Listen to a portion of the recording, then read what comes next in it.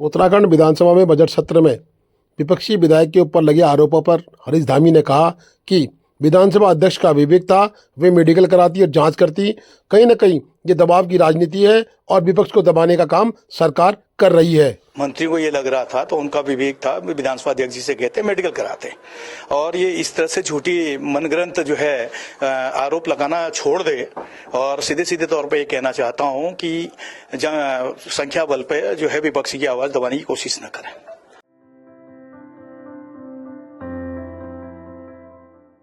जिलाधिकारी पिथौरागढ़ विनोद गिरी गोस्वामी के द्वारा जो जनता उनके पास पहुंची थी उससे सीधा संवाद किया गया और जनता की समस्या को सुनकर तत्काल उसके निराकरण के लिए अपने मातहत कर्मचारी को दिशा निर्देश दिए गए। जिलाधिकारी ने अपने कार्यालय के बाहर ही पहुंची हुई जनता से सीधे संवाद किया और जनता के पास जाकर उनके कागजातों की जांच करने के बाद तत्काल मातहत कर्मचारियों को आवश्यक दिशा निर्देश दिए और उन्होंने कहा कि सभी तहसीलों में जो भी कार्य होने हैं तहसील स्तर पर निपटा दिए जाएं, जिले में कोई भी फरियादी कार्य लेकर ना पहुंचे।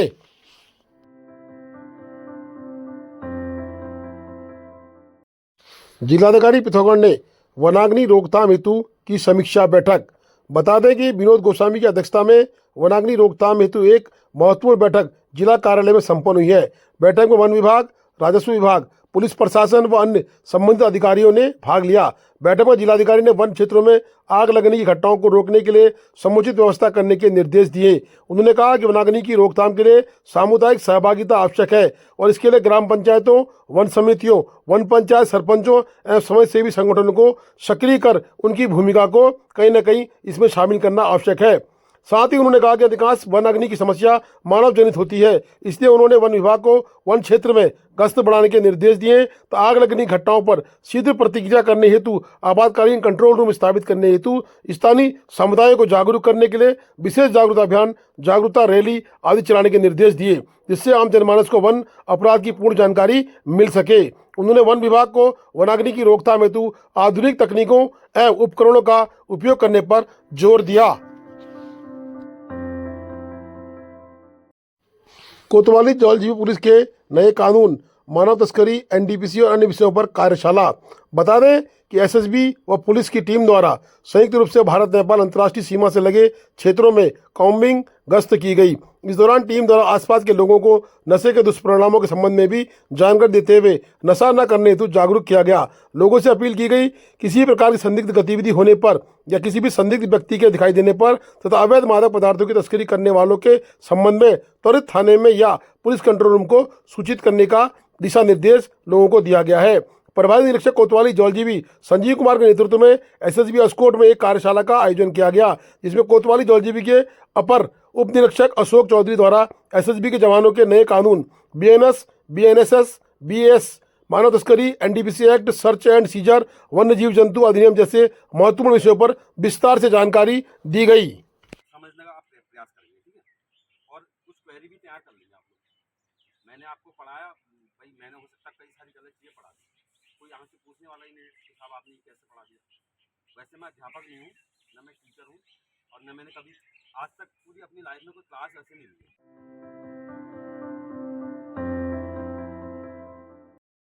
पिथौरागढ़ पुलिस की टीम ने एसपी 11 ने किया ट्रॉफी पर कब्जा। कांस्टेबल दीपक सामंत रहे man of the match, Neeraj Singh Son रहे man of the series. Pithoragarh के सुरेंद्र सिंह वल्दिया स्टेडियम में इंटर सर्विसेज क्रिकेट टूर्नामेंट में आज एसपी 11 और प्रशासन 11 की टीम में रोमांचक मुकाबला हुआ, जिसमें प्रशासन 11 की टीम ने पहले बल्लेबाजी करते हुए 20 ओवर में 9 विकेट पर 165 रन बनाए। उसके बाद एसपी 11 ने 2 विकेट से जीत हासिल की तथा सीरीज की ट्रॉफी अपने नाम की। एसपी 11 के कप्तान कांस्टेबल महेंद्र करायत, उप कप्तान कांस्टेबल गोपाल सिंह तथा team coach head constable Sanjay Thapa रहे। Man of the series Neeraj Singh Son को चुना गया। उन्होंने पूरे मैच में कुल 272 रन बनाए। बेस्ट बॉलर माइटी हाईलैंडर की टीम के खिलाड़ी भीम सिंह को चुना गया। उन्होंने 3 मैचों में 14 विकेट लिए। पुलिस अधीक्षक पिथौरागढ़ श्रीमती रेखा यादव ने एसपी 11 टीम की शुभकामनाएं दी तथा विजेता व उपजेता टीमों को ट्रॉफी दी गई। एसपी महोदया द्वारा सभी लोगों को खेलों के बढ़ावा देते हुए युवाओं को नशे से दूर रहने तथा खेल में प्रतिभाग लेने हेतु प्रोत्साहित भी किया। इस दौरान सेनानायक पचमढ़ी वाहिनी श्री आशीष कुमार सहित अन्य पुलिस और प्रशासन के अधिकारी कार्यक्रम में मौजूद रहे। वो सीखता है। तो आज एक टीम विजेता रही, दूसरी टीम रनर अप रही, वो भी किसी से कम नहीं थी। परिस्थितियां लक, डे, परफॉर्मेंस, बहुत सारे फैक्टर्स मैटर करते हैं। तो कोई भी हताहत ना हो, सभी लोगों ने बहुत अच्छा परफॉर्म किया and best wishes. Thank you. देखा जाता है कि सीनियर लेवल पे सभी अधिकारियों का कोऑर्डिनेशन बहुत बेहतर होता है। इस टूर्नामेंट के आयोजन से जो हमारे विभिन्न सबऑर्डिनेट्स लेवल है, वहां पर भी ये कोऑर्डिनेशन और बेहतर होगा, जिससे भविष्य में हम नए आयामों को छुएंगे और इसके जो रिजल्ट्स हैं वो बहुत ही फ्रूटफुल रहेंगे। तो मैं जिला प्रशासन का तहे दिल से धन्यवाद करती हूँ इस नवीन और पुनीत पहल के लिए, और हम आशा करते हैं कि भविष्य में भी इस प्रकार के इंटर सर्विसेज अन्य आयोजन भी होते रहेंगे। ये तो क्रिकेट टूर्नामेंट था और बहुत से ऐसे स्पोर्ट है जिसमें बहुत से हमारे सर्विसेज के खिलाड़ी हैं जो परफॉर्म करते हैं, तो एक कॉम्पिटिटिव फील्ड मिलेगा, साथ ही अपने स्किल्स हॉर्न कर। जनपद पिथौरागढ़ में खुल गया है पहला आयुर्वेदिक चिकित्सालय, उपचार एवं पंचकर्म केंद्र श्री शिवाश्रम, विण ब्लॉक निकट एपीएस तिराहा, पिथौरागढ़। यह मोटापा, स्लिप डिस्क, साइटिका, डबीनस पीठ दर्द, कब्ज, फ्रोजन शोल्डर, हड्डी बढ़ना, सर दर्द, जोड़ों के दर्द, गठियाबाद, त्वचा रोग, अनिद्रा सहित अन्य रोगों हेतु बेहतरीन थेरेपी दी जाती है। आयुर्वेदिक डॉक्टर द्वारा रोगों की जांच तथा खून की जांच के बाद सही खान पान हेतु आयुर्वेदिक डाइट चार्ट भी प्रोवाइड कराया जाता है। योग गुरु द्वारा निःशुल्क योगा की सुविधा दी जाती है। श्री शिवाश्रम केंद्र में सभी प्रकार की आयुर्वेदिक दवाइयाँ भी उपलब्ध है। आज ही नीचे दिए गए नंबरों पर संपर्क करें।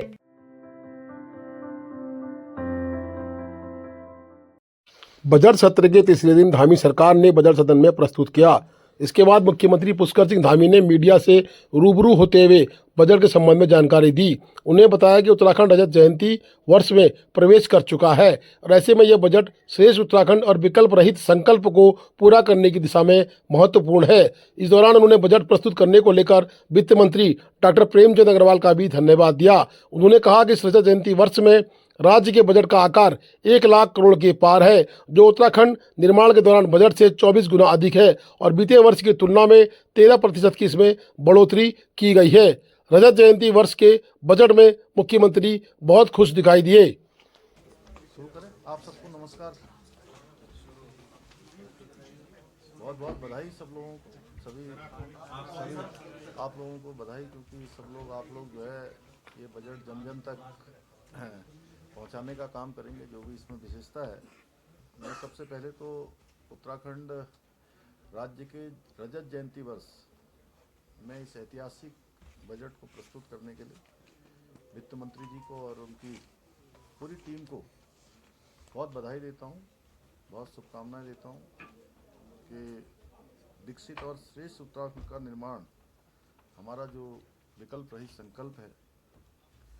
मेरा मानना है कि ये बजट हमारी प्राथमिकताएं और हमारे संकल्पों को पूरा करने का पूरा विजन प्रस्तुत करता है और हमारी सरकार की जो अर्थ को लेकर, वित्त को लेकर जो रोड मैप है, जो भविष्य की योजनाएं हैं, उसको भी प्रस्तुत करता है।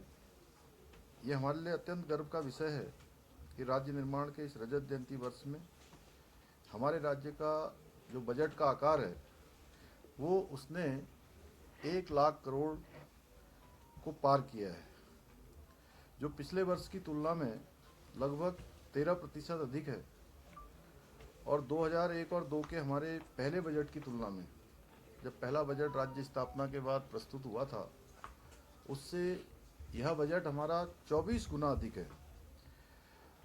हमने इसमें इकोलॉजी, इकोनॉमी, इनोवेशन, इंक्लूसिव और सस्टेनेबल डेवलपमेंट के साथ साथ टेक्नोलॉजी और अकाउंटेबिलिटी के व्यापक फ्रेमवर्क को ध्यान में रखते हुए इस बजट को बनाया है।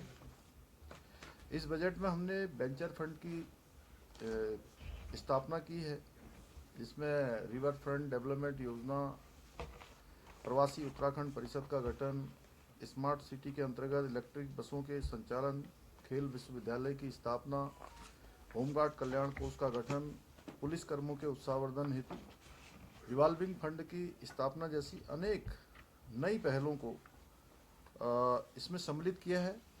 ये बजट हमारा नमो अर्थात नवाचार, आत्मनिर्भर उत्तराखंड, महान विरासत व ओजस्वी मानव संसाधन की थीम पर आधारित है।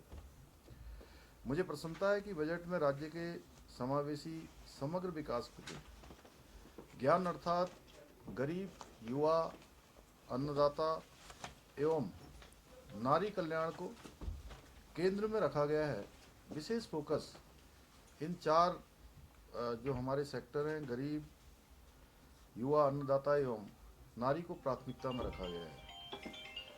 हमने इस बजट में वित्तीय प्रबंधन पर भी विशेष जोर दिया है और ये सुनिश्चित करने का प्रयास किया गया है कि हम अपने संसाधनों से राज्य की आय बढ़ाएं, उसके लिए हर तरीके से हम प्रयास करें। इसके Please do like, share and subscribe DCL News.